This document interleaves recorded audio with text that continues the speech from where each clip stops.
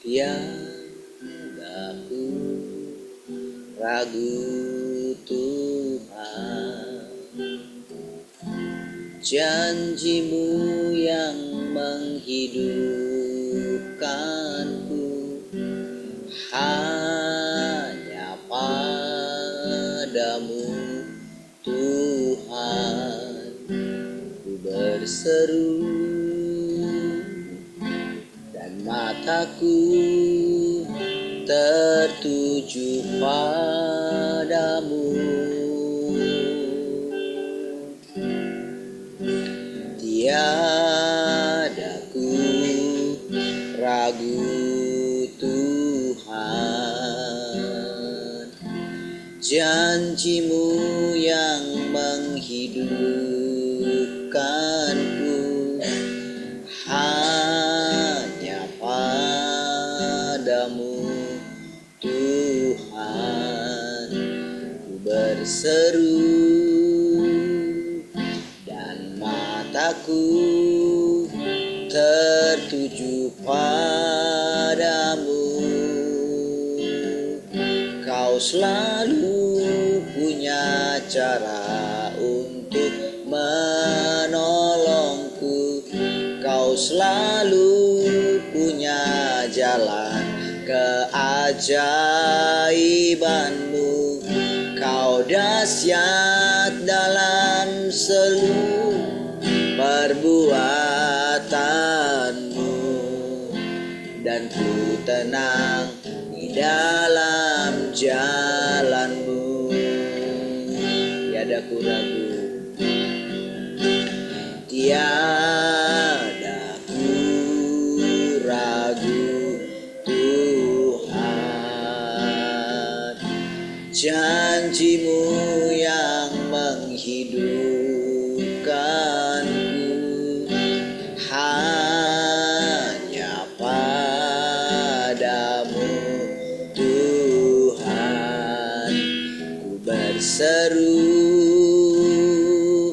dan mataku tertuju padamu. Kau selalu punya cara untuk menolongku, Kau selalu punya jalan keajaiban-Mu. Kau dahsyat dalam segala perbuatan-Mu, dan ku tenang di dalam jalan-Mu. Kau selalu punya jalan untuk menolongku, Kau selalu punya jalan keajaiban-Mu. Kau dahsyat dalam segala perbuatan-Mu, dan ku tenang di dalam jalan-Mu. Sekali lagi katakan, Kau selalu punya jalan untuk menolongku, Kau selalu punya jalan keajaiban-Mu. Kau dahsyat dalam segala perbuatan-Mu, dan ku tenang di dalam jalan. Sekali lagi katakan, Kau selalu punya cara untuk menolongku, Kau selalu punya jalan keajaiban-Mu.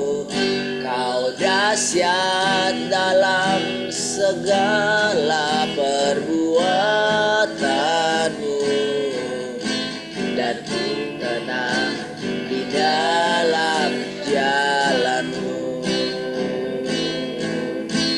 dan ku tenang di dalam cara-Mu, dan ku tenang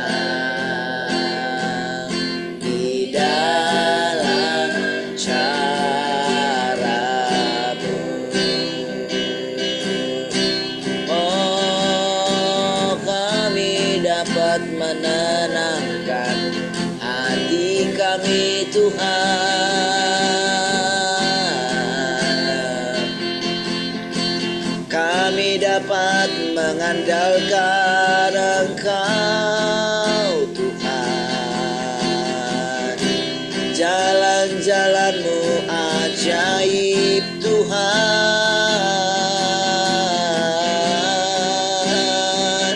kasih-Mu sungguhlah ajaib.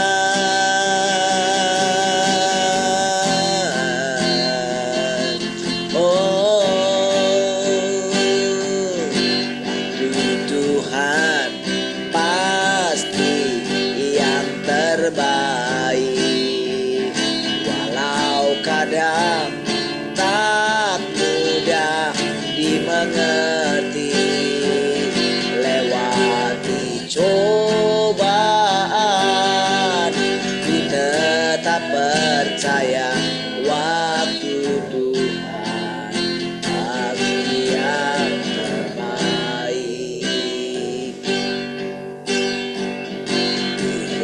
Kau izinkan sesuatu terjadi, ku percaya semua untuk kebaikanku. Bila nanti telah tiba waktumu, ku percaya kuasa-Mu memulihkan. Sekali katakan, bila Kau izinkan sesuatu terjadi, ku percaya semua untuk kebaikanku. Bila nanti telah tiba waktumu, ku percaya kuasa-Mu Tuhan, waktu Tuhan pasti yang terbaik. Walau kadang tak mudah dimengerti, lewati cobaan ku tetap percaya waktu Tuhan pasti yang waktu Tuhan pasti yang terbaik. Walau kadang tak mudah dimengerti,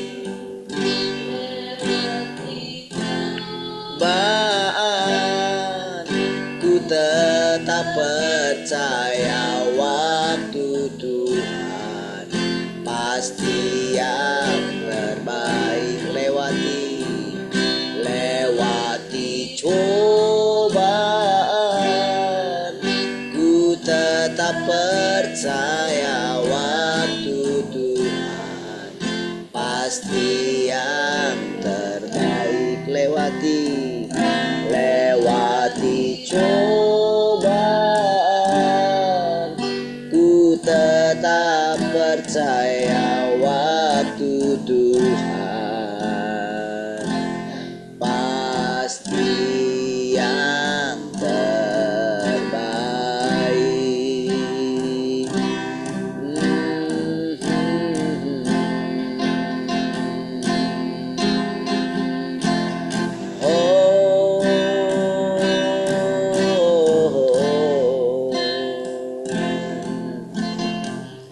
Kami bersyukur atas pemeliharaanmu. Kami bersyukur atas penjagaanmu.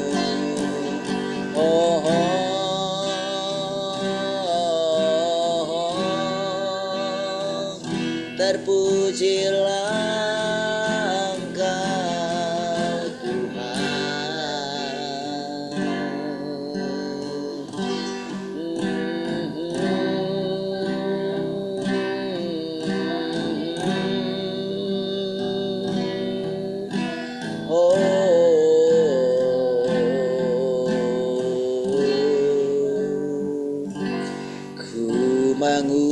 mengucap syukur dan mengucap syukur selalu.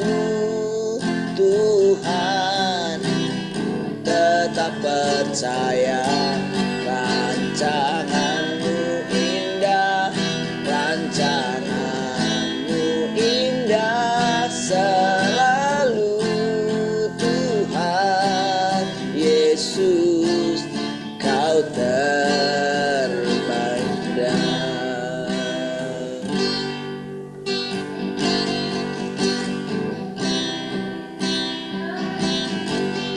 Yang ku lalu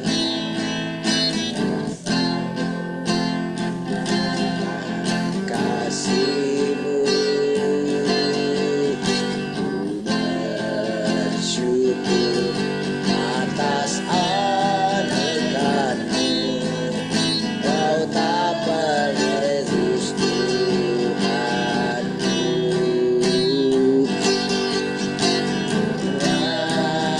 Ini untuk membentukku supaya hidup sesuai kehendak-Mu.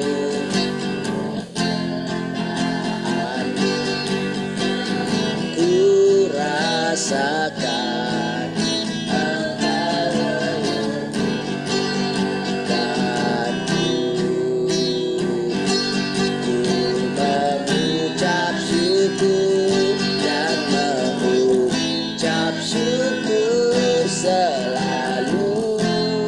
Tuhan, ku tetap percaya rancangan-Mu indah, rancangan-Mu indah selalu. Tuhan Yesus, Kau terindah. Sekali lagi dari awal. Di hari yang ku lalani, lalu rasakan kasih-Mu. Bersyukur atas kebaikan-Mu. Engkaulah Yesus Tuhanku. Semua ini untuk membentukku supaya hidup sesuai kehendak-Mu. Penyertaan-Mu lalu ku rasakan. Kau tak pernah tinggalkanku. Ku mengucap syukur dan mengucap syukur selalu. Tuhan, ku tetap percaya rancangan-Mu indah, rancangan-Mu indah selalu. Tuhan Yesus, Kau terindah. Katakan, ku mengucap syukur. Ku mengucap syukur dan mengucap syukur selalu. Tuhan, ku tetap percaya rancangan-Mu indah, rancangan-Mu indah selalu. Tuhan Yesus, Kau sekali lagi katakan, ku mengucap syukur. Ku mengucap syukur dan mengucap syukur selalu. Tuhan, ku tetap percaya rancangan-Mu indah, rancangan-Mu indah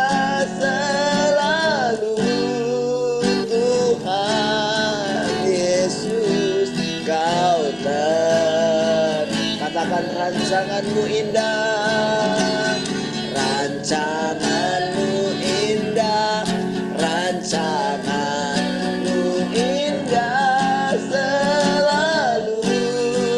Tuhan Yesus kau terindah. Katakan sekali lagi, rancanganmu, rancanganmu indah, rancanganmu indah selalu. Tuhan Yesus kau terindah.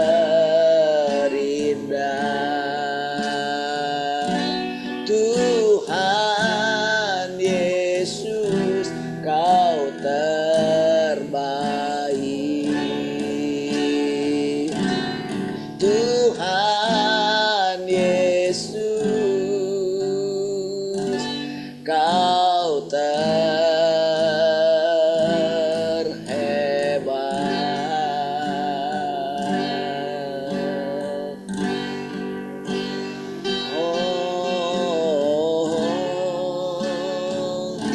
Kami bersyukur Tuhan,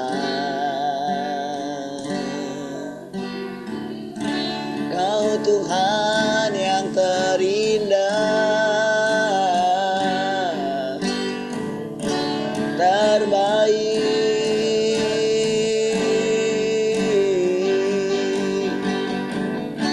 Kami bersyukur kami dapat hidup di dalam pemeliharaan-Mu.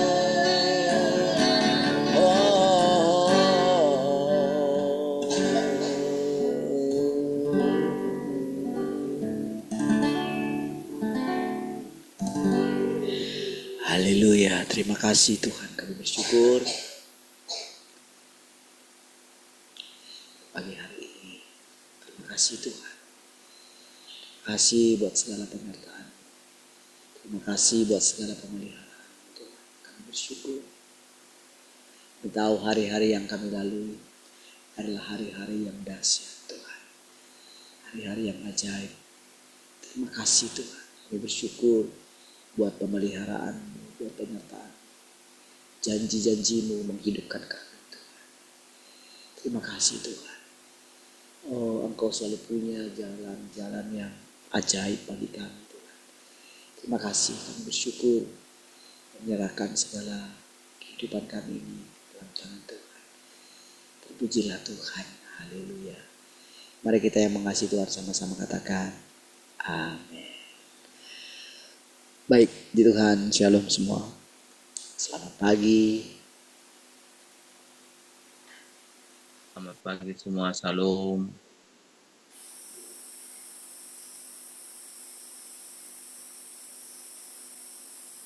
Shalom, selamat pagi semua.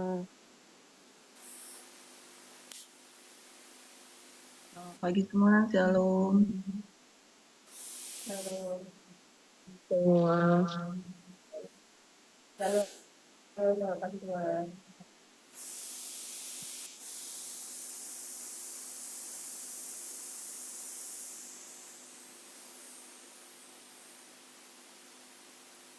Baik, puji Tuhan.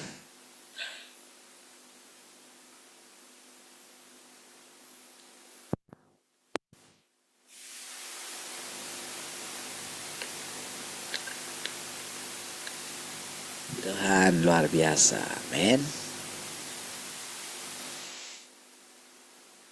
Baik.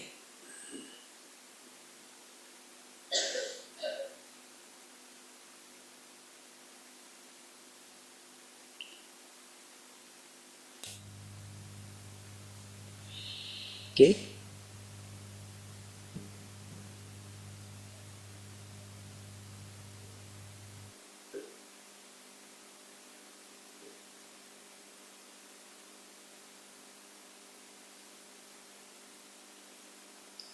Radio.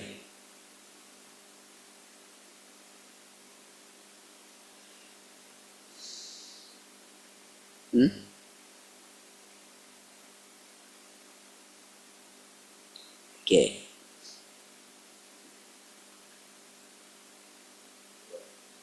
Oke, selamat pagi yang di radio ya.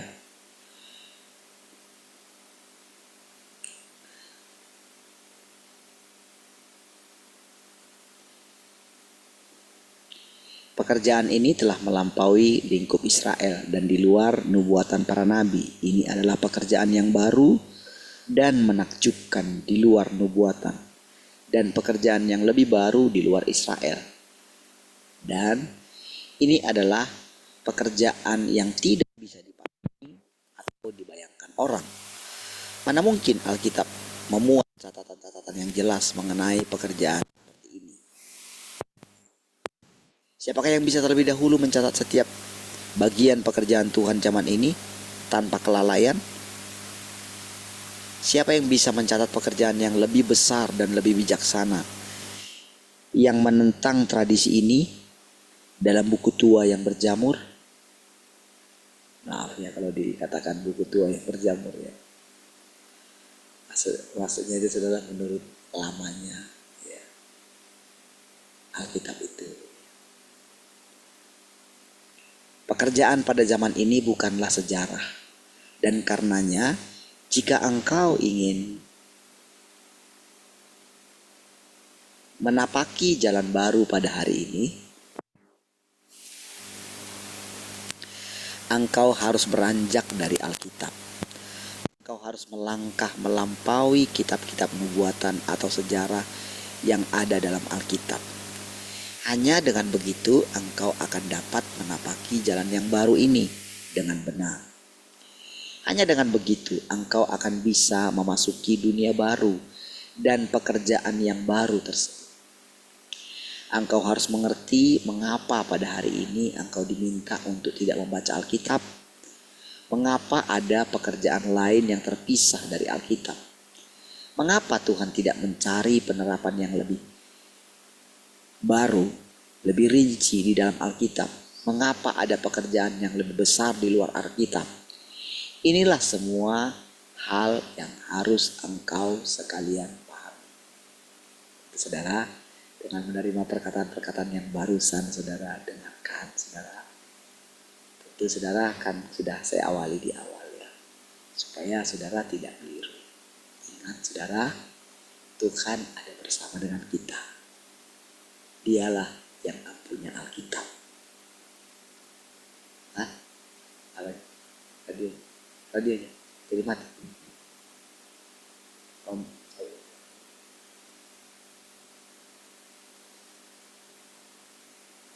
sampai nyala. Iya, masih.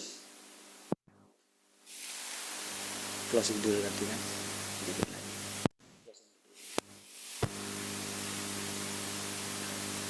Apa yang di radio ya, ada gangguan ya. Jadi lihat saudara ya, bagaimana kita benar-benar saudara dengan sangat hati-hati saudara ya. Nah, jadi kalau kita itu punya pengenalan yang kuat akan Tuhan, gitu. Kita itu kokoh, kita mengenal, kita mengakui, kita menyadari Tuhan nyata. Tuhan ada di dalam kita gitu ya. Nah, itulah yang jadi modal kita gitu. Ketika kita yakin Tuhan itu ada dan Tuhan itu bekerja gitu. Ya, Tuhan nyata gitu. Dan Dia maha kuasa. Dia maha ada, maha hadir. Oke? Nah, dan Dia ada di dalam diri kita. Maka kita sedikit pun tidak perlu takut dengan perkataan-perkataan mungkin yang ketika dikatakan tadi. Itulah sebabnya kamu dikatakan tidak harus membaca Alkitab lagi. Itu kan perkataannya jelas. Ada tujuan supaya kita itu bisa menapaki pekerjaan yang baru ini. Dengan kita memasuki sebetulnya sedang terjadi peperangan gitu, saudara. Peperangan yang sangat dahsyat. dengan melakukan ini, saudara. Kita menerobos. Ibaratnya kita menerobos langsung di jantungnya musuh. Dengan kita mendengarkan perkataan-perkataan ini dan mulai menundukkan diri kita kepada Tuhan gitu. Kita akan yakin selama ini bagaimana jalan-jalan kita itu begitu nyata sampai dengan hari ini. Dia membimbing, dia mengajak, dia menuntun kita gitu. Sangat nyata sekali. Oke? Nah, itu mesti kita ingat.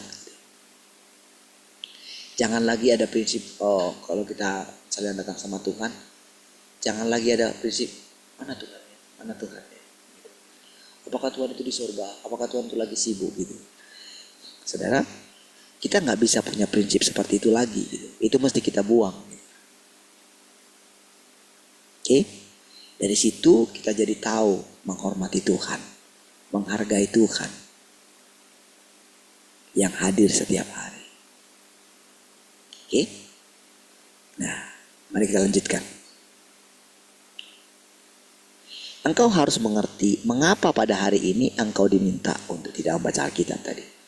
Mengapa ada pekerjaan lain yang terpisah dari Alkitab? Mengapa Tuhan tidak mencari penerapan yang lebih baru, lebih rinci di dalam Alkitab? Mengapa ada pekerjaan yang lebih besar di luar Alkitab? Inilah semua yang harus engkau sekalian pahami. Engkau harus mengerti perbedaan antara pekerjaan lama dan pekerjaan baru. Dan meskipun engkau tidak membaca Alkitab, engkau harus bisa membedahnya. Ya, maksudnya itu, jadi benar-benar saudara, Alkitab itu sudah benar-benar kita pahami. Itu sebetulnya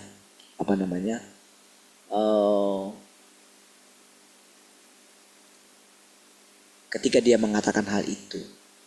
Jadi ibaratnya saudara, semua firman di dalam Alkitab itu harusnya sudah kita pahami. Makanya bisa dibedah gitu. Makanya bisa kita tahu kenapa Tuhan Yesus dulu bilang kayak gini, kenapa kayak gini, kenapa dia bicara perumpamaan gitu. Kenapa dikatakan dia akan datang segera? Apakah benar-benar seperti itu dia datang? Jadi mungkinkah seperti itu gitu. Jadi kita mesti benar-benar dengan sekarang kita itu punya pikiran yang normal gitu. Jadi dengan sekarang kita dibawa itu menjadi normal gitu. Jadi kita itu bisa dengan tenang gitu membedah Alkitab itu. Mengizinkan Tuhan mengajari kita. Semuanya. Bahkan apa yang mungkin belum pernah dipahami oleh para pendahulu kita gitu. Jadi dengan kita ini beriman gitu, dengan kita itu beriman kita datang kepada Tuhan. Kita menghampiri Dia dengan penuh keberanian. Kita yakin kita dipilih oleh Tuhan. Kita yakin kita ciptaan Tuhan. Bahkan kita ciptaan yang baru. Oleh karena kita telah menerima Tuhan, sang ciptaan baru itu di dalam diri kita. Dikatakan Yesus telah bangkit dan dia hidup selamanya. Jadi kita tidak mengikuti Yesus yang mati, yang tetap ada di cabang Alkitab, yang kayaknya kalau kita buka Alkitab baru dia muncul gitu. Bukan, dia hidup gitu. Dan dia sedang mengajari kita setiap hari, menuntun kita, membebaskan kita. Ya, baik.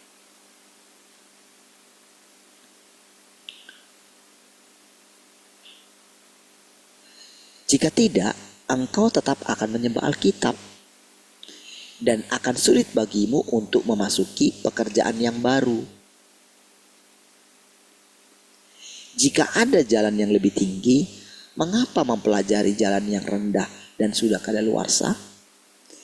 Jika ada perkataan yang lebih baru dan pekerjaan yang lebih baru, mengapa hidup di antara catatan-catatan sejarah tua? Kan memang benar begitu, saudara. Bayangkan saudara mengandalkan, mengkhotbahkan pengalaman-pengalaman misalnya bagaimana meruntuhkan tembok Yeriko lah, gitu kan. Semua itu, saudara.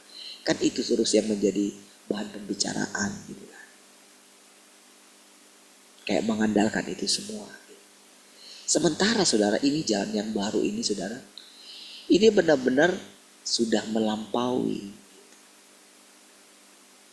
Makanya saudara, ditegaskan kita mesti, walaupun kamu tidak membacanya, kamu mesti bisa membedanya artinya gitu. Kamu sudah memahaminya gitu. Dan ketika Tuhan mengatakan di hal-hal yang lampau tentang masa depan gitu ya, kemana aku pergi, kamu tahu jalan ke situ. Kan Tuhan Yesus kan tidak menjelaskan itu dulu. Jadi mana kita tahu? Mana kita tahu? Kita tidak bisa membacanya di dalam Alkitab karena tidak ada. Makanya Tuhan Yesus di zaman sekarang, Tuhan yang datang kedua kali, dialah yang akan menjelaskannya. Kenapa berbeda dengan Roh Kudus? Roh Kudus itu roh gitu. Tuhan yang sekarang adalah Tuhan yang berinkarnasi kembali. Tuhan yang datang kedua kali. Dulu Tuhan mengatakan, aku datang segera. Sekarang aku telah datang. Beda kan? Dari situ saudara bisa pahami ya, kenapa dikatakan itu menjadi buku yang berjamur gitu, atau yang sudah kadaluarsa. Disinilah saudara kita itu dibawa benar-benar, kalau saudara berani gitu, mempercayai Tuhan. Iya.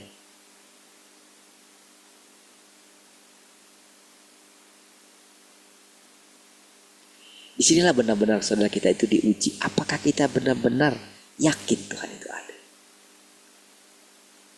Yakin gak kamu Tuhan itu ada? Kira-kira ya gitu.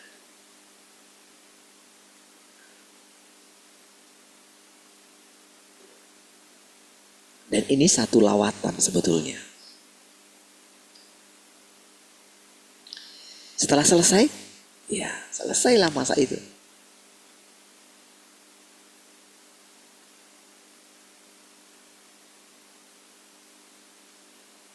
Di situ benar-benar saudara kita itu akan memahaminya sendiri. Makanya dari sekarang dia itu menuntun kita. Ibaratnya saudara kalau seorang pelajar itu kan, kalau dia belajar dituntun sama gurunya gitu kan, sampai nanti ujian gitu. Sudah, begitu sudah ujian kan, sudah kan, nggak bisa lagi gurunya ngajarin di situ gitu. Nggak bisa lagi murid bertanya, ini soalnya gimana sih, Bu? Gitu, nggak bisa. Harus ingat semua. Seperti itu saudara kita sekarang. Kita harus benar-benar memperhatikan, dan kita mesti meluangkan waktu kita. Jadi ini benar-benar saudara membawa kita mengerti semakin dalam siapa Tuhan itu, bagaimana Tuhan itu, apa sih Tuhan itu, apa sih rupa Tuhan itu, bagaimana sih rupanya gitu. Semua misteri pertanyaan itu perlahan-lahan akan kita mengerti dengan sendirinya. Kuncinya, berjalanlah bersama dengan Tuhan. Alamilah kemana Tuhan pergi, engkau tahu jalan ke situ. Iya. Murid-murid Tuhan dulu saudara, ketika mereka bangun, mereka sudah tidak tahu kemana Tuhan pergi. Sudah gak ada gitu.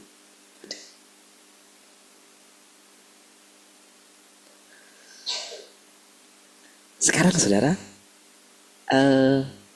ketika dia mulai berbicara, secara perlahan saudara, Roh Kudus yang di dalam kita itu menjadi aktif gitu. Karena memang kan itu pekerjaan dia. Menyertai pekerjaan Allah gitu saudara. Dia ajarin kita. Baru misalnya kita mendengarkan perkataan yang baru gitu. Begitu ada kayak goncangan gitu. Langsung saudara Roh Kudus itu memberikan ketenangan. Iya. Langsung perkataan-perkataan hikmat itu keluar saja. Nggak tahu dari mana. Disitulah kita merasakan saudara. Bagaimana cara Tuhan itu bekerja. Jadi saudara mesti mengenali itu ya. Tidak ada yang lebih tenang daripada saudara. Daripada kita yang duduk setiap pagi mendengarkan suaranya. Mendengarkan pengajarannya. Gitu. Kita harus jadi orang yang lebih tenang. Orang yang lebih teguh. Orang yang lebih mantap hatinya. Setelah itu saudara kita diutus lagi, kita bekerja lagi, kita mungkin mendapatkan kayak gimana gitu berita-berita yang bagaimana gitu. Lalu saudara, ketika kita malam hari kita berdoa lagi, kita dibersihkan lagi. Atau ketika kita ada waktu menghampiri Tuhan di waktu-waktu senggang kita gitu kan, waktu-waktu luang kita baca firman Tuhan, kita dengarkan lagi hikmat yang baru. Jadi makin lama kita makin disegarkan. Ya. Jadi ketika ada ketidaktenangan gitu, saudara mesti berani melawannya gitu. Mesti berani keluar dari keadaan itu. Ya. Nah, lihat. Perkataan-perkataan baru ini dapat membekalimu. Perkataan-perkataan baru ini dapat membekalimu. Yang membuktikan bahwa ini adalah pekerjaan yang baru. Catatan-catatan lama tidak dapat memuaskanmu atau memuaskan kebutuhanmu di saat ini. Yang membuktikan bahwa semua itu adalah sejarah dan bukan pekerjaan di saat ini. Dan di sini, saat ini dan di sini. Jalan yang tertinggi adalah pekerjaan yang terbaru. Dan dengan pekerjaan baru, setinggi apapun jalan di masa lalu, jalan itu tetap merupakan sejarah yang dilihat kembali oleh orang-orang. Dan terlepas dari nilainya sebagai rujukan, semuanya tetap merupakan jalan yang lama. Ingat ya. Tuhan Yesus juga ketika dia berbicara selalu merujuk juga gitu ya. Karena kan orang-orang itu kan punya Taurat itu gitu. Makanya dia selalu mengatakan, bukankah di dalam Tauratmu dikatakan begini? Engkau adalah Allah. Ketika Yahweh mengatakan itu kepada Musa. Sementara Taurat itu gak bisa dibatalkan loh. Padahal kan pada waktu itu saudara, Yahweh itu kan bilang sama Musa kan. Karena Musa pada waktu itu kan, dia itu selalu merasa tidak bisa gitu. Aku tidak bisa ngomong gitu. Nggak pernah dia, aku bilang suruh aja lah, abangku aja lah yang ngomong katanya. Ya udahlah, sekarang kamu Tuhannya, si Harun itu nabimu katanya. Jadi ketika kali mau berbicara, Harun yang bicara, dikasih tahu dulu sama si Harun gitu. Itu yang dikutip oleh Tuhan gitu. Sementara Taurat itu tidak bisa dibatalkan loh. Firman Tuhan itu gak bisa dibatalkan. Kan itu pelajaran yang baru kan bagi orang-orang Farisi itu. Iya juga sih katanya kayak gitu. Mungkin mereka berdebat, oh itu kan kasus lain katanya gitu. Gak bisa pakai kayak gitu. Gitu pasti mereka jawabnya saudara. Iya, tapi gak bisa dibatalkan loh. Mau gimana pun itu. Oh itu hanya untuk Musa aja. Iya, tapi sudah diucapkan. Karena yang difirmankan Tuhan, kamu adalah Allah. Jadi kenapa kamu bilang aku menghujat Tuhan ketika aku mengatakan aku ini anak Allah? Jadi mau disanggah gitu. Mau disanggah bahwa Tuhan yang di sorga itu sedang ada di depan mereka. Kan perkataan Yesus lebih tinggi kan daripada Taurat itu kan. Sahabat juga kayak gitu.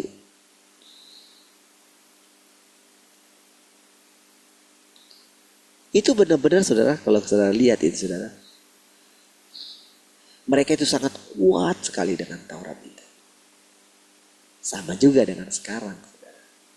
Jadi ketika mendengarkan perkataan ini mungkin saudara langsung mengerjitkan dahi gitu.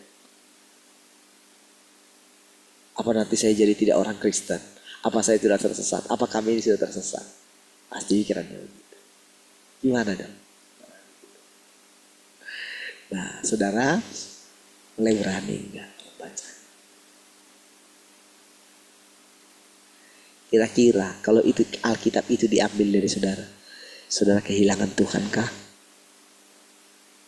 Sama saudara ketika kita itu tidak bisa ngajar buku pemuritan itu saudara. Iya kan? Saya kan hanya ikuti di dalam, saya tidak melawan dalam hal itu. Saya berhak. Iya. Saya bisa lawan semua mereka gitu. Iya. Saya punya iman untuk melawan mereka semua. Siapapun dia. Siapa kalian melarang saya? Apakah guru kita pernah? Saya bisa lawan mereka semua. Dan saya punya perkataan daripada guru kita. Nah, itu yang bagi saya gitu. Seperti itu cara saya saudara ketika mungkin ada keluarga saya yang ini tentang bagaimana iman saya gitu ya. Tentang misalnya adat apa gitu ya. Saya selalu katakan apa dikatakan bapak saya. Ya. Nah, saudara, jadi ketika saudara ini dikatakan kepada saudara, lihat. Itu ada yang film yang pernah saya ceritakan sama saudara, di mana dia yang mempertahankan Alkitab itu kan. Siapa namanya itu? King James itu kan. Wah kemana-mana, apa sih yang aku bawa ini sebetulnya gitu. Kok aku diburu ini, katanya gitu. Kemana dia? Wah hampir mati terus gitu saudara. Wah berapa kali dia melewati bahaya gitu. Penasaran lah dia saudara tentang isi daripada kitab yang dibawanya itu gitu. Dibacalah semua saudara. Dihabiskanlah waktu sampai akhirnya saudara. Sampai akhirnya dalam satu serangan Alkitab itu yang dipegang dia itu hancur gitu. Sudah, tapi dia tidak takut lagi. Kenapa? Karena Alkitab itu sudah ada di dalam dia. Dan ketika dia diselamatkan, dia ini saudara, akhirnya disuruhlah orang menuliskan kembali dari kitab Kejadian. Itu mustahil. Tapi itulah ceritanya. Sama saudara dengan sekarang. Itu sudah ada di dalam kita. Dan sekarang kita yakin Tuhan lebih tinggi daripada Alkitab itu. Disinilah saudara terjadi penyelamatan yang luar biasa. Disinilah terjadi kemenangan yang luar biasa. Saudara. Iya. Disinilah peperangan yang dahsyat itu saudara. Selama ini Tuhan misteri bagi kita. Tapi sekarang saudara, ketika tidak ada yang kita pegang. Iya saudara, saya ingat sekali ketika kita itu mulai meninggalkan buku pemuritan ini saudara. Bertahun-tahun saudara. Saya hanya khotbahkan itu. Iya. Dalam setiap kesempatan semua kita sudah mengalami pemuritan gitu. Melakukan pemuritan sampai berapa kali kita sudah bolak-balik itu saudara. Iya.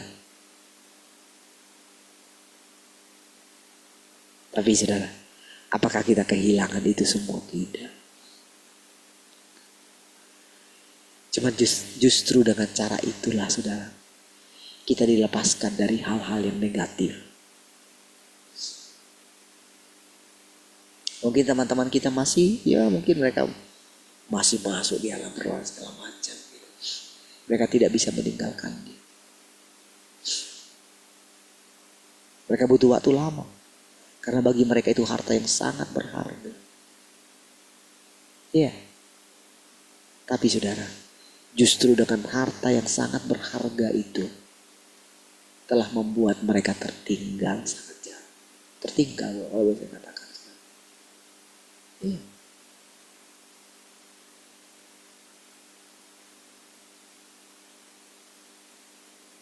Mereka hanya punya ala imajinasi. Iya. Karena mereka hanya merindukan, oh ada Tuhan di sini, ada Tuhan di situ.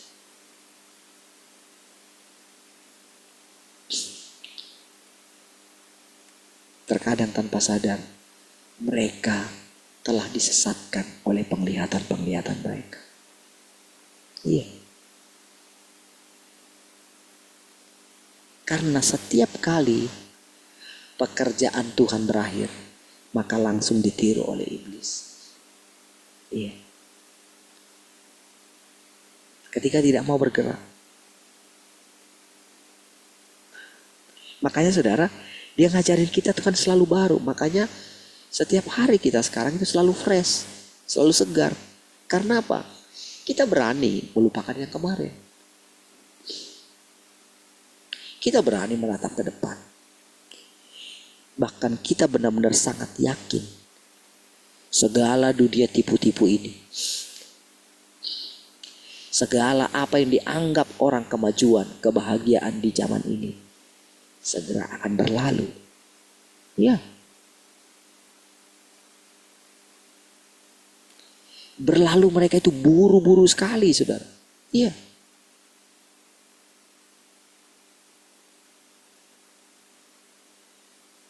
Tetapi saudara akan hidup dengan berlimpah-limpah. Hidupnya Tuhan berlimpah-limpah dalam engkau. Karena yang kita cari sudah berbeda. Kita akan merasakan kebahagiaan yang tak pernah henti, saudara. Ya. Kita akan kuat melewati sekalipun jalan itu jalan yang terjal, saudara. Sekalipun itu lorong yang gelap, kita bisa melewatinya. Karena kita punya pelita. Ya. Setiap perkataan-perkataan Tuhan yang kita dengarkan adalah terang yang menerangi langkah kita.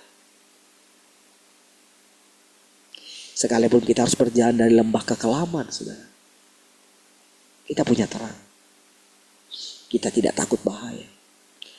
Ada gada dan tongkat Tuhan yang menghibur kita.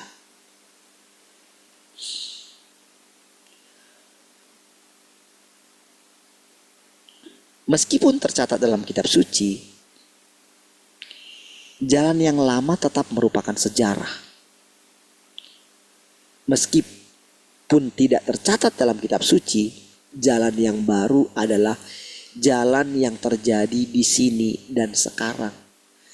Jalan ini bisa menyelamatkanmu.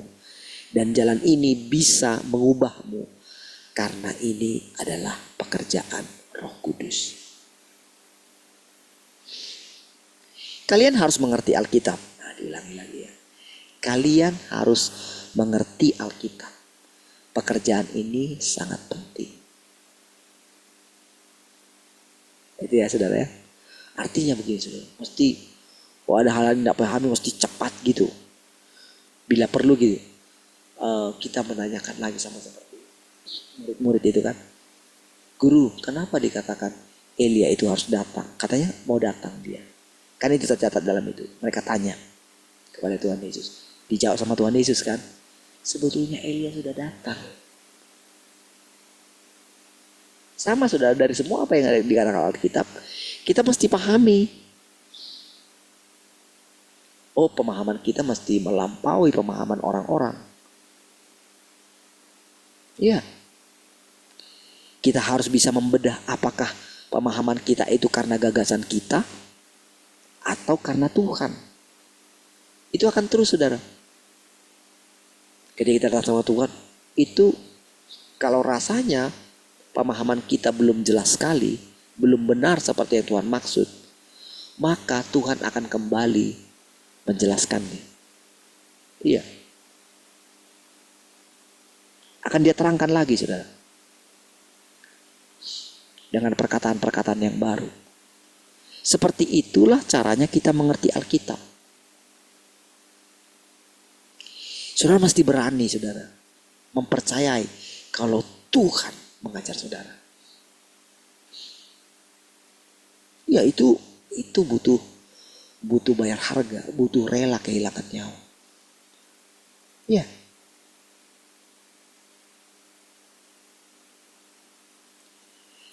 Itu saudara yang membuat Abraham itu bisa maju. Dia sangat yakin dengan pimpinan Tuhan.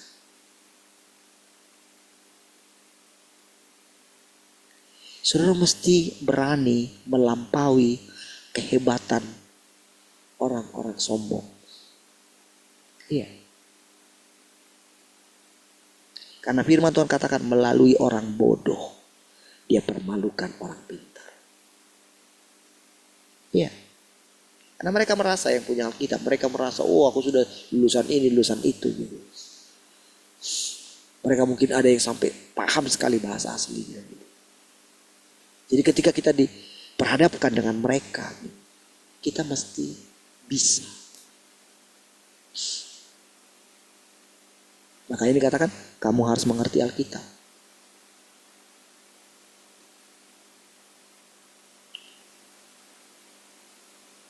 Karena kita belajar dari sumber yang asli, pemilik Alkitab itu sendiri. Oh mereka hanya diajar oleh interpreter, saudara. Ahli-ahli teologi yang belajar ketat gitu. Oh si ini bilang kayak gini, si ini bilang kayak gini. Menurut si ini begini, menurut si ini begini.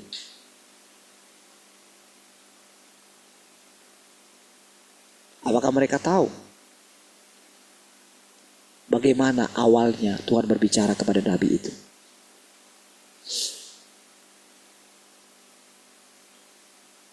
Saudara, bagi kita sekarang saudara, itu bahkan si penulis kitab-kitab itu sendiri pun bisa dihadirkan Tuhan. Iya. Rasanya orang itu ngajari kita karena firman Tuhan bilang begitu. Mereka para awan saksi yang menyemangati kita. Ya.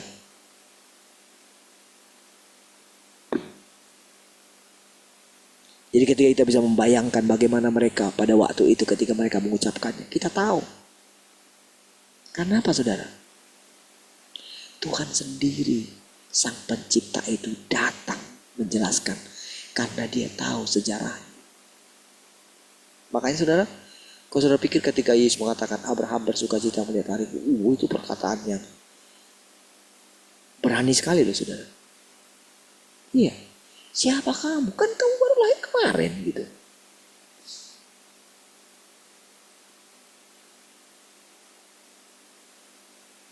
Itu kayak pengertian mereka itu diobok-obok saudara. Rubuhkan bait suci ini. Dalam 3 hari aku akan membangunnya. Coba. Gak peduli apa pengertian mereka. Makanya mereka bilang 46 tahun loh ini dibangun. Kamu bilang hanya dalam 3 hari gitu. Dasar memang kamu yang salah ngomong. Ngomong aja deh. Baru kan disebutkan kan. Maksudnya Tuhan di situ. Kan si penulis baru yang menulis itu. Adalah tentang bagaimana dia akan mati dan bangkit. Istilahnya baru setelah Tuhan Yesus bangkitlah baru ditulis oleh si penulis kitab itu kan, kitab Injil itu kan. Tadinya saudara mereka dibiarkan kayak mengambang gitu. Baru setelah Yesus bangkit, barulah si penulis itu ngerti. Oh, inilah ternyata maksudnya bait suci itu. Dari situ baru hikmat mereka itu bertumbuh, saudara. Oh, ternyata. Apalagi sesudah kitab Wahyu itu, saudara. Di sorga tidak ada lagi bait suci katanya. Karena bait sucinya adalah Tuhan itu sendiri. Di bumi juga tidak ada. Karena Tuhanlah yang jadi bait sucinya katanya. Kan gitu kan? Itu baru pemahaman mereka itu berkembang terus, saudara. Tapi kan mereka sudah tidak ada. Yang melanjutkan hidup itu kita. Sementara Tuhan akan menuntaskan pekerjaannya ini, saudara. Manalah bisa ditulis pekerjaan yang belum dituntaskan, saudara. Macam mana? Sulitlah, saudara. Harus mengikuti itu semua. Iya. Makanya kan bahasa dalam Alkitab misalnya dinubuatkan di kitab Wahyu, pasukan berkuda gitu. Akan ada darah setinggi kekang kuda. Gimana lah kita temukan lagi pasukan berkuda sekarang? Berperang gitu. Nggak ada lagi kan. Misalnya belalang gitu. Mana lagi kita bisa temukan di akhir zaman gitu. Masa harus dimunculkan belalang terus lagi? Kan enggak.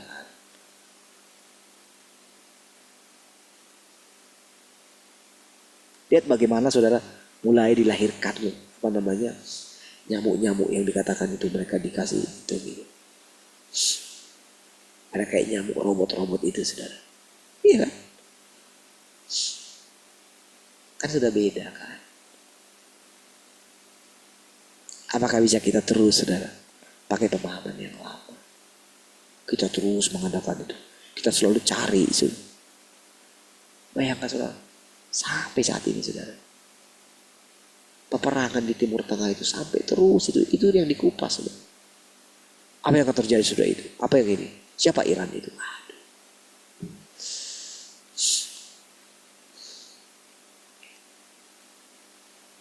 Kalau boleh Tuhan bilang, itu bukan urusan. Enggak lah. Itu urusan orang yang berperang. Kamu mau berperang dengan cara seperti itu.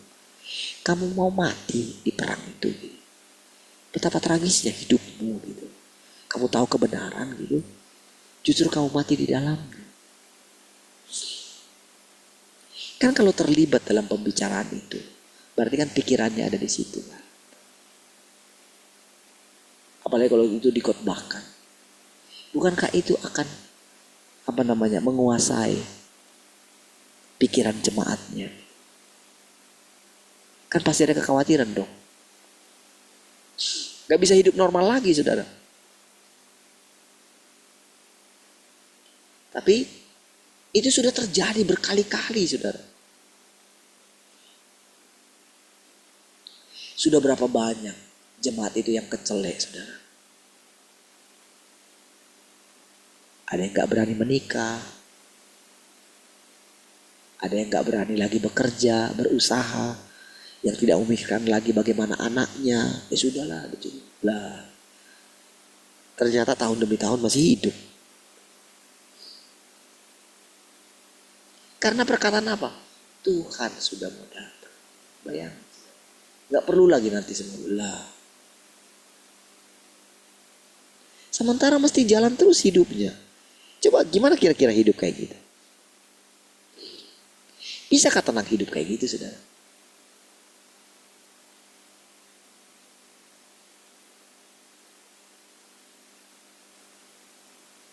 Selalu dibayang-bayangi oleh ketakutan.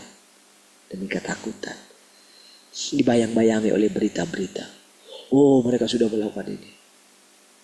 Awalnya sudah saya ikutin gitu. Wah, ada ini, apa yang dilakukan di tempat sembunyi gini. Awal-awalnya saya ini juga ya. Terus mengikuti. Belakangan, ya. Ternyata beritanya gak pernah berhenti, saudara. Iya. Tapi sudah mendengarkan perkataan yang baru ini, saudara. Makanya dikatakan tadi penting sekali itu, saudara. beralih dari situ. Tapi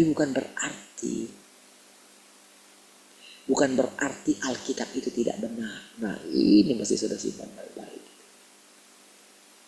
Tidak pernah dikatakan seperti itu. Justru kau mesti mengerti yang sesungguhnya. Maka engkau diajari oleh Tuhan. Gitu.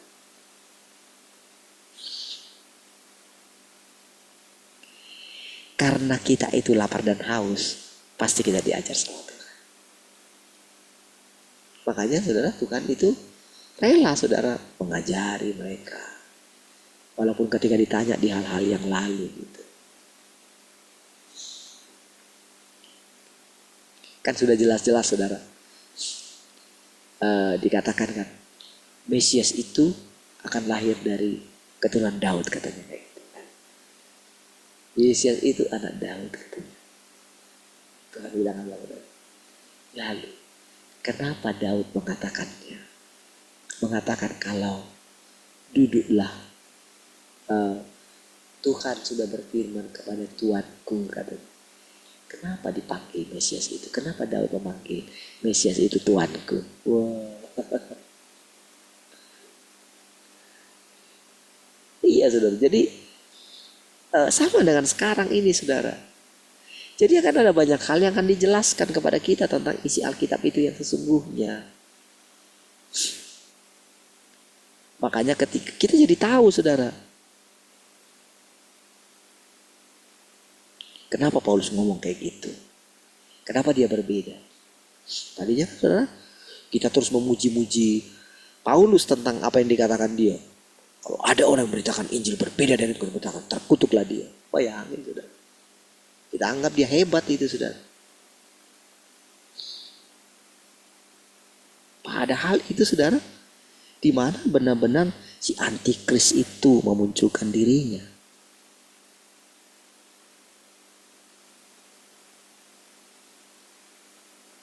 Tuhan Yesus tidak punya roh seperti itu. Kalau Tuhan Yesus punya roh seperti itu, udah habis, sudah mati semua orang, saudara. Kan dia terkutuklah dia, sekalipun itu malaikat. Bayangin, saudara.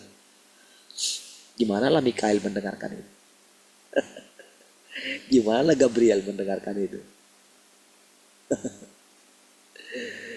Tapi saudara, mereka itu tidak terpengaruh, saudara. Sama seperti ketika iblis itu menghujat tentang Tuhan, tentang mayatnya Musa itu saudara. Mereka tidak berani saudara mengutukinya. Mereka hanya mengatakan apa? Kiranya Tuhan menghardik engkau. Beda saudara orang yang punya pengalaman gitu. Malaikat itu punya pengalaman ribuan tahun, bahkan mungkin jutaan tahun melayani Sang Pencipta itu saudara. Memang banyak saudara yang mungkin tersesat di bumi pada waktu itu. Tapi ada begitu banyak juga malaikat-malaikat yang taat kepada Pencipta. Jadi ketika Paulus mengatakan itu, coba lihat. Itu kan berarti begini, kalau ada orang lain yang diajar oleh Tuhan hal-hal yang baru, kan tidak akan berani saudara menegur Paulus. Kan dengan perkataan kayak gitu. Ya. Siapa Paulus? Lebih hebatkah dia dari Tuhan Yesus?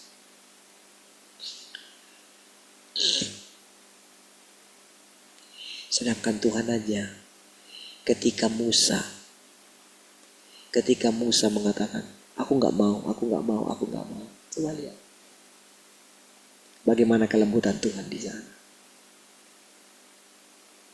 Apakah dia membunuh Musa? Sekalipun Tuhan ingin berikhtiar membunuh dia. Ketika dia bilang kepada Musa menyingkir. Aku akan bunuh mereka semua. Aku akan jadikan satu bangsa melalui keturunanmu katanya. Musa kan membantah. Tapi apakah Tuhan marah? Tidak kan? Kan Tuhan itu kayak diajarin sama Musa. Apa yang dikatakan orang nanti? Ketika Musa bilang, lebih baik aku mati aja.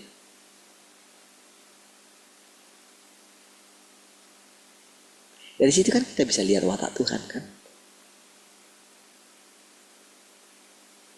Walaupun di satu saat saudara, dia ingin membunuh dia dan ada kesempatan Tuhan untuk membunuh Musa.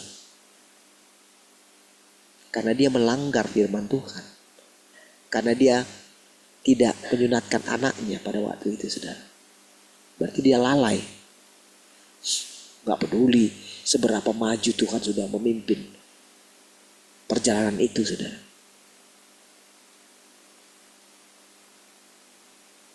Tuhan punya kesempatan membunuh Musa.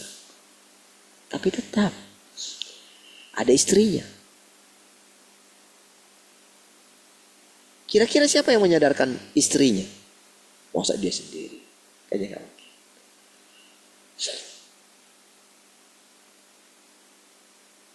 Ada Tuhan. Ada Roh Kudus yang mengingatkan istrinya. Sehingga Musa tidak jadi dibunuh. Nah, siapa yang bisa menerangkan itu sama kita? Yang saya katakan tadi semua itu saudara. Bukankah Tuhan itu sendiri yang terus menuntun kita? Lalu kenapa terus hikmat kita itu bertumbuh? Kenapa? Karena kita diajarin dia, kamu mesti duduk terus. Kamu mesti lapar dan haus akan aku. Terus. Ya. Jangan menganggap engkau sudah mengerti.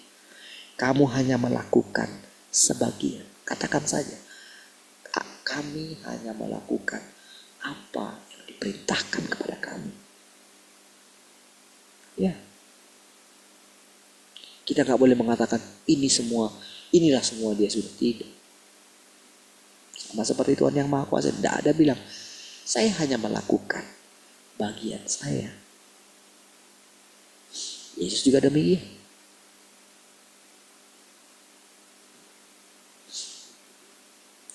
Kalau Yesus mau saudara, sudah lama dia menjadi raja.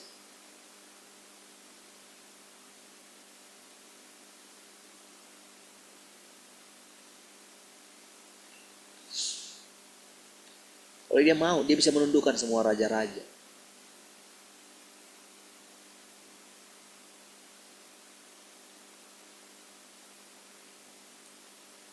Karena Tuhan mau, kita bisa dibuat dia jadi apa saja.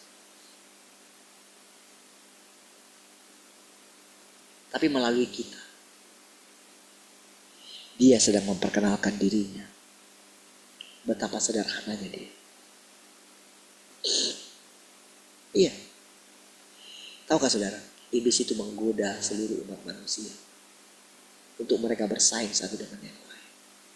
Dia menggoda para pemimpin-pemimpin gereja supaya mereka punya aset, supaya mereka punya kerajaan gitu, supaya mereka punya uang banyak, punya pendidikan yang tinggi, mungkin sekolah internasional. Mereka terus digoda untuk memuaskan ambisi mereka, karena mereka ingin menjadi terkenal.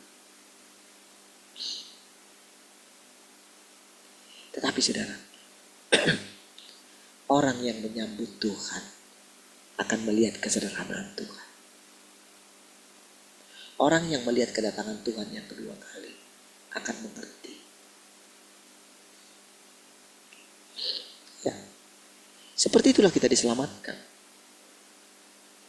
Bukan dengan kita punya ini, punya itu. Bukan kayak gitu. Ya. Makanya saudara, ketika saudara mengalami penderitaan, kemiskinan, tidak punya rumah, ingat saja Tuhan Yesus. Untuk meletakkan kepala saja dia tidak punya. Iya.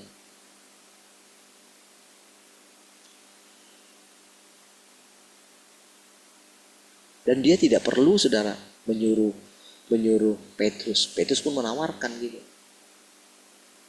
Mungkin dia bisa bilang gitu, wah kas kita cukup kok Tuhan membuat kemah di sini. Lagian kemah gampang lah Tuhan.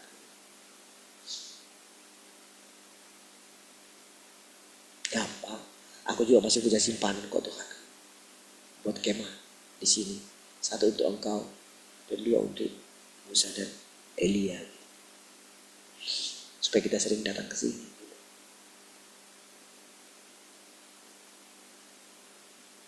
Ya kan? Ketika Daud menawarkan rumah untuk Tuhan. Rumah apa yang kamu dirikan bagiku? Ya. Ketika dunia ini menawarkan kepada kita. Apa yang kalian kasih sama? Mana bisa dibandingkan dengan Tuhan. Yang sudah menuntunku sampai dengan hari ini.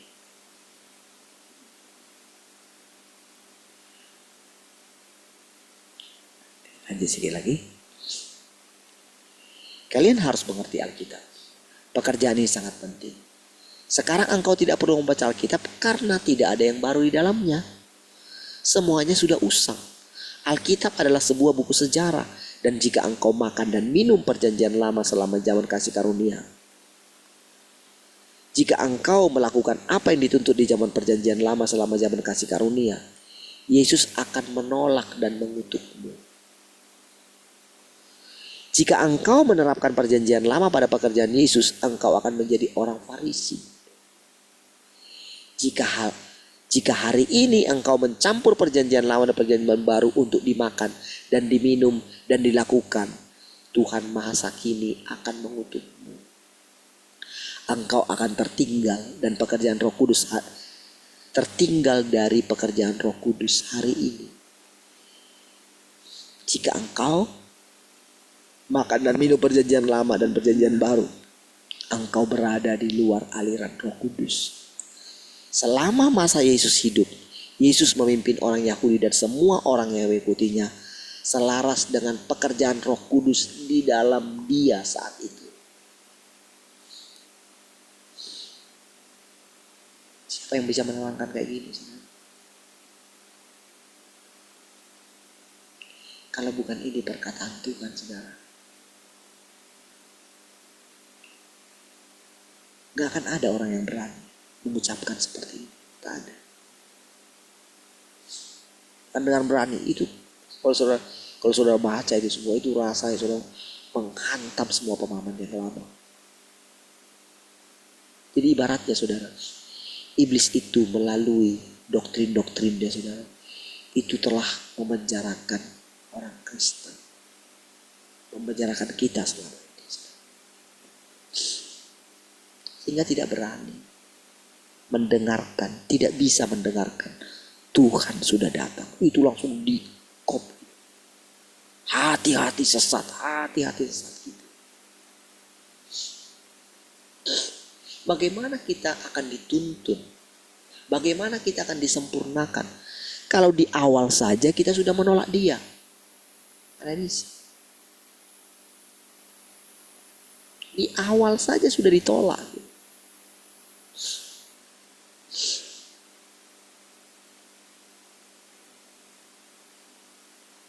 Ketika saya ingat saudara, sebelum waktunya ketika saya mendengarkan tentang kemunculan Tuhan datang katanya dalam perempuan itu. Wah, awal-awal langsung gak saya, sama sekali gak saya baca. Nah ini jelas-jelas sudah. Ini masa ini. Itu dalam diri saya. Tapi saya keep gitu. Iya, sebelum itu sudah pernah gitu.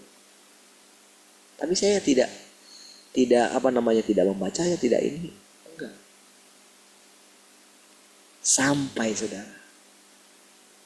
Ketika kita itu mulai dipimpin, ketika kita mulai begini saudara. Ketika saya berpikir gimana ya pelayanan ini Tuhan. Ketika saya mulai melihat hasilnya. Ketika saya mulai melihat guru saya. Ketika yang dikatakan dia mulai saudara bertanya gitu. Apalagi ketika kita tidak bisa lagi saudara ajarin itu. Apa yang mau kita ajarkan? Nah gitulah saudara. Dari situ perjalanan. Tapi saudara, awal-awalnya itu memang agak gimana. Ketika memulainya pun kita awal-awal saya tidak tahu bagaimana cara.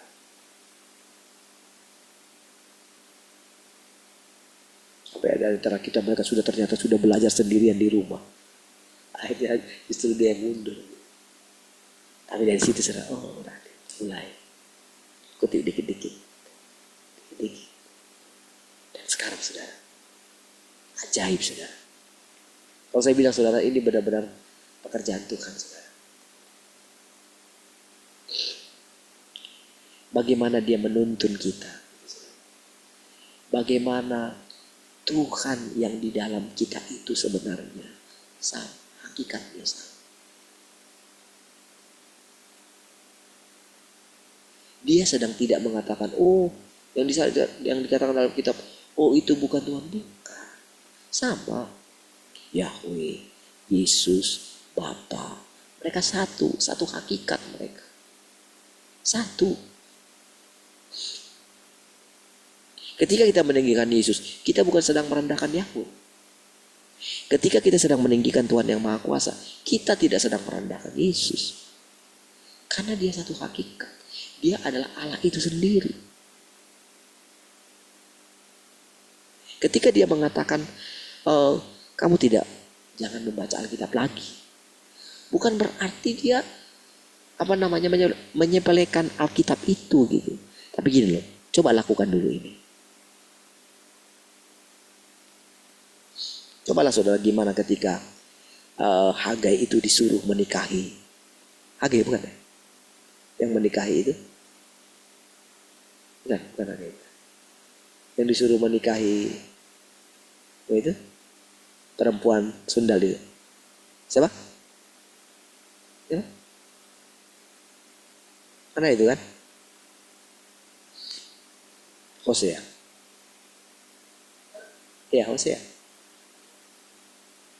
Iya. Ya kan itu kan, coba itu kan di luar nalar gitu.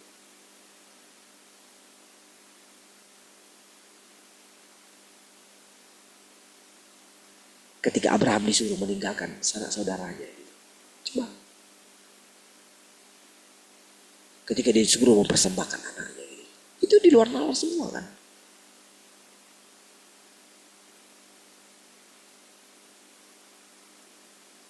Ketika kita disuruh membangun dari 1 ruko ke 3 ruko, coba gitu. Iya kan? Apa tujuannya?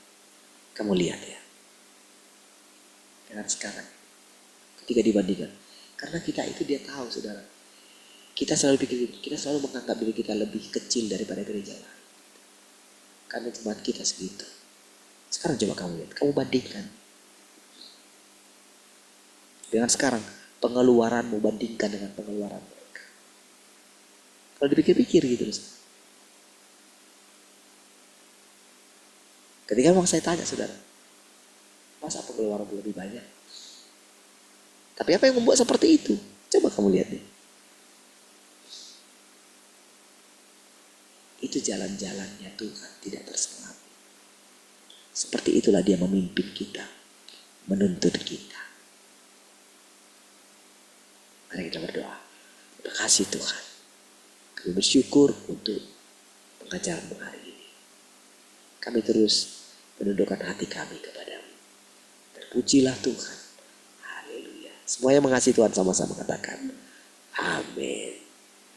Baik, puji Tuhan semua.